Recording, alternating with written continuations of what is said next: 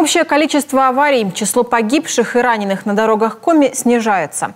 Таков предварительный результат реализации госпрограммы по повышению безопасности дорожного движения озвучен сегодня в Госсовете Коми.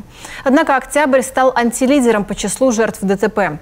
Причины резкого повышения – неблагоприятные погодные условия, плохая видимость на пешеходных переходах, несоответствующее содержание дорог и, конечно, нарушение правил водителями.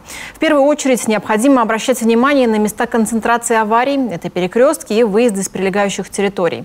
Только 70% пешеходных переходов в Коми соответствуют требованиям безопасности.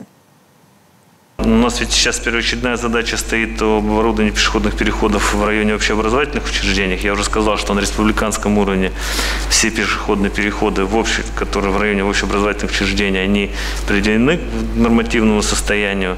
В муниципальных образованиях ситуация намного хуже.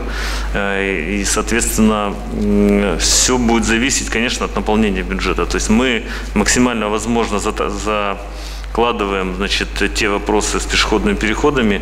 И что касается республиканских дорог, я думаю, за 2 года мы эту историю исправим и приведем все в соответствие с национальными стандартами.